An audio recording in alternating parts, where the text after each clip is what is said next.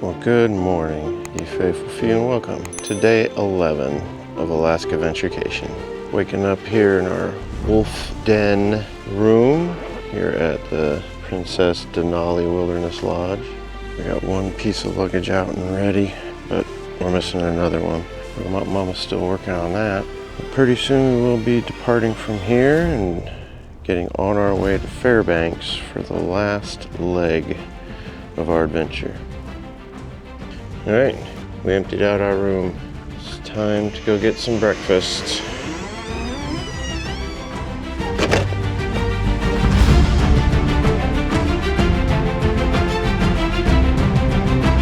Just sitting here at the Black Bear Coffee Shop in Alaska, having breakfast with some mountains behind us. I just now kind of noticed that. My jacket looks like a troll head.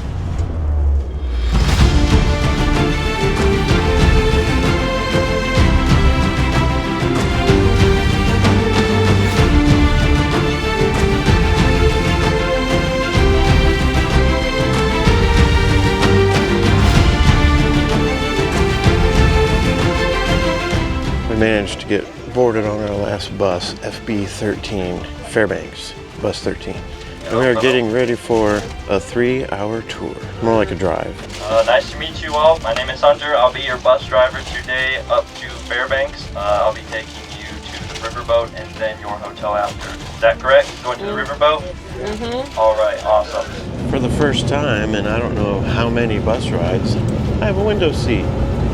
So on our way up to Fairbanks, just take a few minutes and I want to talk about the tech that brought on this trip and how well it's working. So the vast majority, of course, has been shot on Pocket 3, which is what I'm shooting on now. All the audio has been courtesy of the DJI mic. A fair amount of other shots were taken with Galaxy S23, and I was using the Hollyland Lark M2S microphone on that. Got that right here. That has been working awesome. I can leave that one on most of the day and the battery lasts. So anytime I pull my phone out, take a quick video with it, I get halfway decent audio. Now all the way back in Juneau, my favorite tripod broke. One of the legs broke way up here. I was able to actually heat it up with a hairdryer and smash it back into place. And it's been working. I've just been super careful with it, but haven't been using it as much since it broke, just so that it's available when I need it. I have this other battery bank handle that plugs into the Pocket 3, so when I need to charge the normal one, I can put that there in my chest rig, get it charged, and pull this one out, plug it in, and keep everything running smooth for you faithful few. On probably a little over half of the shots, I've been using Insta360 Flow with the phone just to get some good panning action going on. Have some nice buttery smooth motion on the shots for these fantastic landscape shots. You guys getting sick yet? I think I am. I've also used 2 of these 5,000 milliamp hour batteries just for little boosts here and there. This one's magnetic and it will attach magnetically to the back of the phone to give that a charge boost. And right now on the back of the phone is the magnetic mount for the Insta360 Flow, which this mount actually works really good with this case. And the last thing that has really made this trip work with the amount of footage that's being taken by both myself and my mountain sister, who's actually recording right now, is this Samsung 4 terabyte solid state hard drive.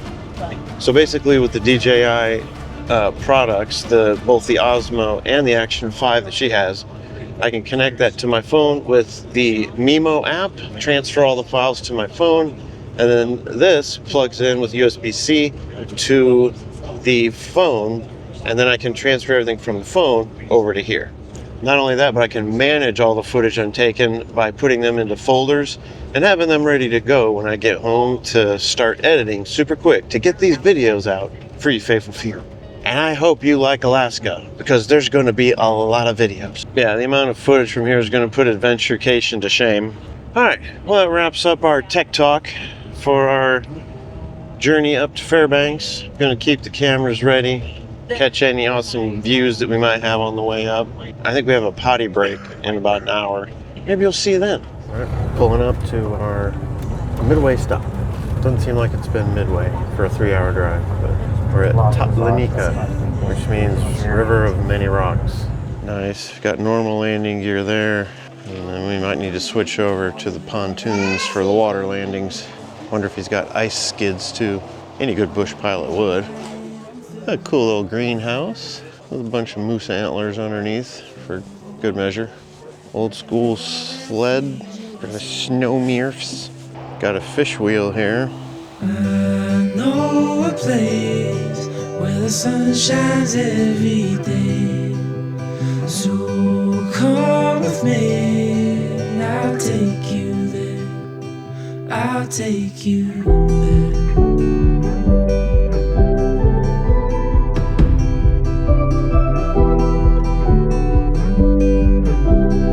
Well, this right here is the airstrip for this little area. Lots of airstrips around for getting around Alaska. That's one of the major forms of transportation up here. You have a car down in the lower 48 up here. You have an airplane. Usually with those bigger tires, helps you land on this relatively uneven airstrip.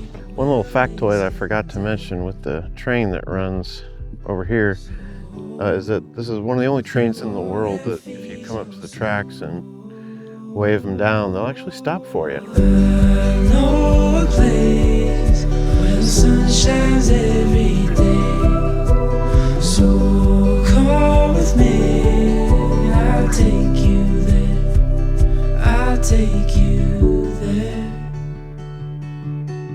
We are in the mass of humanity to get on the riverboat cruise. And not only that, but yet another gift shop. Oh my. Didn't see Mr. Moose above me. This is quite the place. Restrooms, gift shop. I think you can, you got grab and go lunches over there too that you can get. Fantastic. And yeah, there's a dining hall. Look at that. Looks like a mess hall. They can feed hundreds at a time.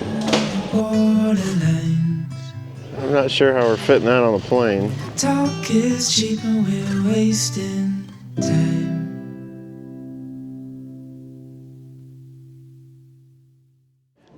Yeah, it's getting a little too crowded for my taste out there. Come over and check out the river and the river boat in honor of Captain Jim Binkley. So there's our Discovery riverboat. We'll be boarding in approximately 15 minutes. It leaves at 2, and then we shall shove off, presumably upriver. But we'll find out, and you'll find out with us. This is the Discovery 3. Discovery 2 is down there.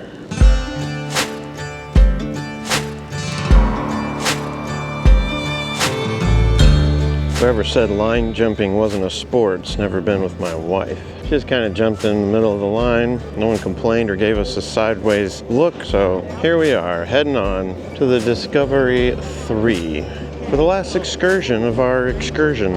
Adventure awaits downriver.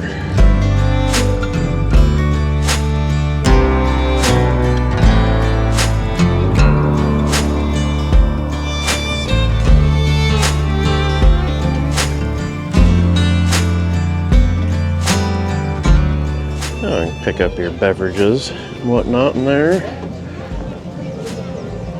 I think I've made it. Oh yeah, free blueberry donut.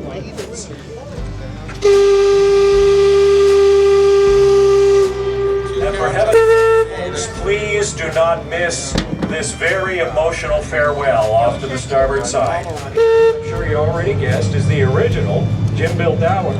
We only need about 39 inches of water. That's why the life jacket drill doesn't take very long. In fact, I don't even know why we have them on the top 2 decks. Oh no, we're sinking!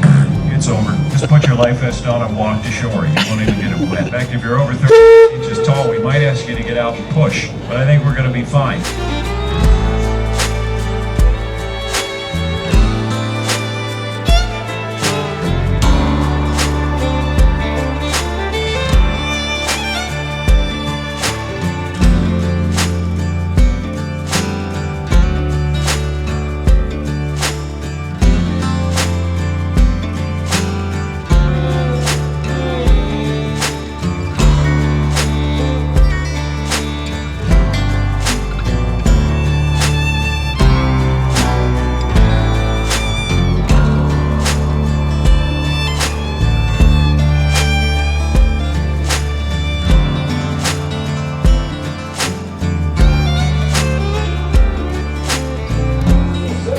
get all your nummies. Now, if you look on your monitor, or about Fantastic. off the bow, you see what's sharply left, there's a green That's the guy talking right there. up on shore. That's the seabird.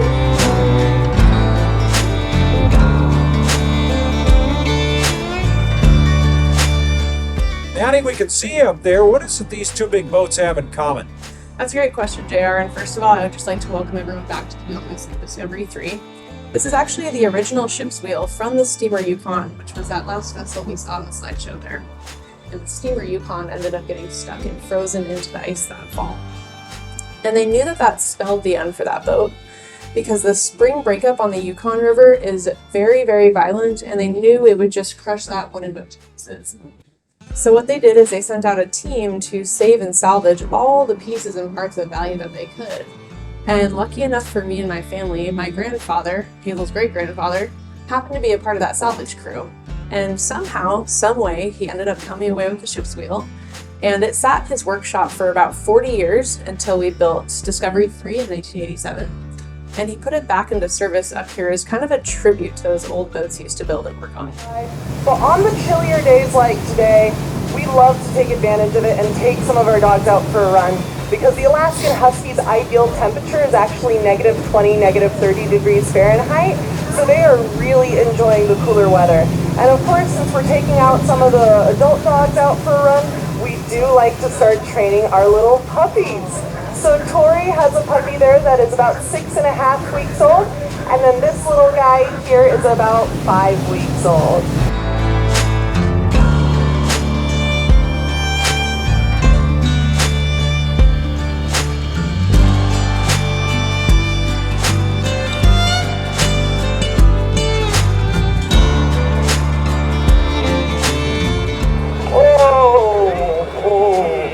Nicely done, Katrina. Another great run. Thank you, everyone. But let's be honest, it's really the dogs that deserve all of the praise. Now, no matter how long or how short the run is, we always go up and down the line, thank every dog for doing their job. And of course, after a run on a hot day, everybody likes to go for a swim. Yep. That's just like me in 7th grade. You get it? Thank you guys so much for stopping by. We'll see you soon.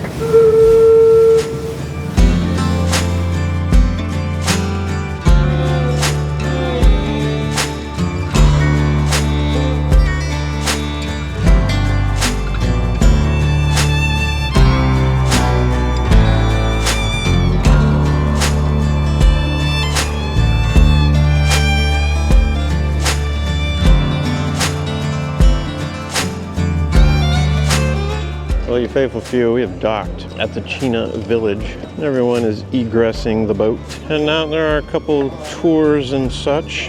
We're supposed to divide into 3 groups and find out some info.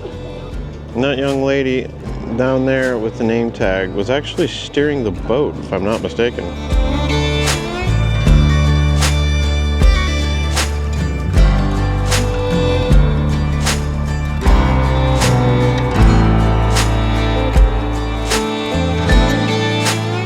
Now, the main body of the parka is beaver. Now, as you can see, it's sheared for design.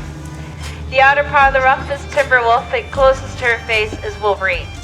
Now, wolverine is always sewn closest to the face because they have a natural oil in their fur that prevents frostbite. Stop number 2. Again, it's fantastic spruces all over the place. Love them. So now that you folks know how this cabin is made, do any of you think you can survive the Alaskan winter in a cabin much so like this one? I so understand. And using one whole wolf can be made into one complete parka, but that's typically worn by men. The lynx is closely related to the bobcat. They're known for their black-tipped ears, their small tail, and their big fluffy paws to help them bound across the snow. Now, all these foxes can be found in the interior, and they can also be found in the same litter. This one is the Arctic fox.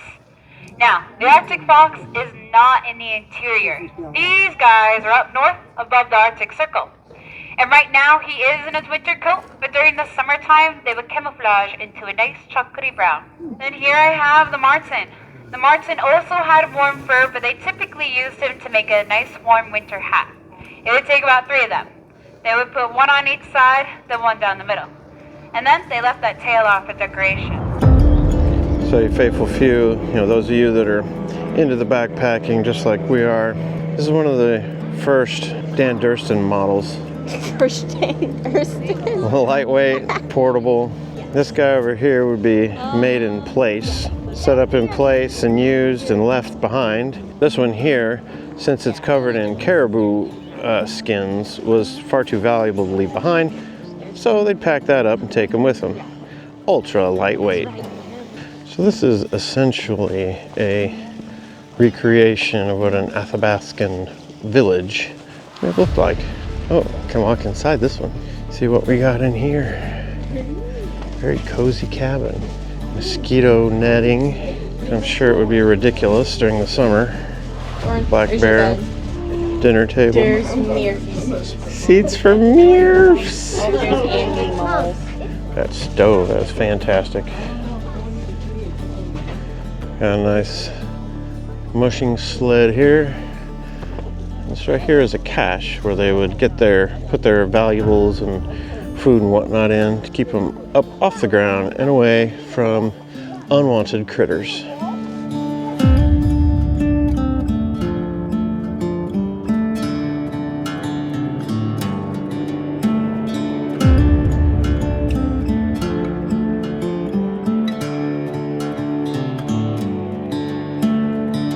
I think the weather's decidedly better up here in Fairbanks. You don't get the grand scale of the mountains, but some nice weather. In fact, they said they only get like 12 inches of precipitation a year, snow and rain. All these rivers are fed from the glaciers.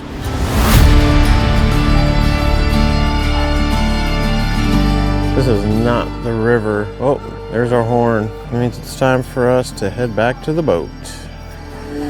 I figure we should comply. They got a thing going on over here with the Murphs, Rocky Mountain Misters, and they're trying to get down to see them. Did you get to pet them, mister? No, because I can't reach. Can't reach down? Bummer. I was trying to comply quickly, but I got so much tech to put away. It takes me a minute.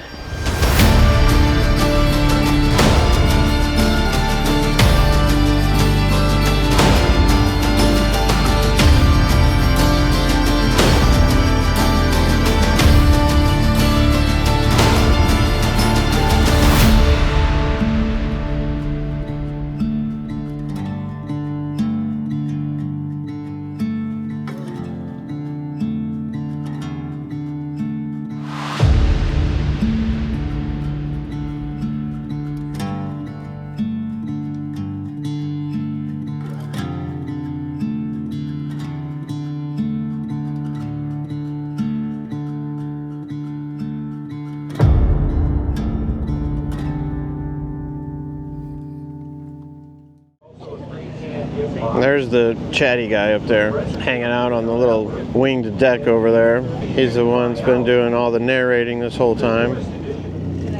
Even on the boat. We got another gift shop with mirrors. Oh, there's a central view of the paddle. A little bit of a wet, blurry window, but still a cool shot.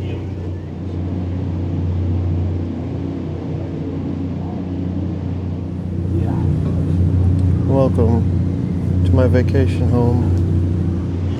Waving to the locals. Wave, mister. Yeah, they better watch those. So here's the first discovery. This is how the business started with this little boat. Still good size. This was Discovery 2 down here. 2, 3. They went for 3 decks on this one. Again, still a great size boat. And then we're on this behemoth, Discovery 3, which is 4 decks. I bet the next one will be called Discovery 4. And can accommodate over 900 people. The deck crew is ready to moor us to the deck so we can disembark again. It's kind of crazy. This is the last full day of Alaskaventurecation. We leave tomorrow afternoon. It's crazy. Been at this a long time. It's coming to an end.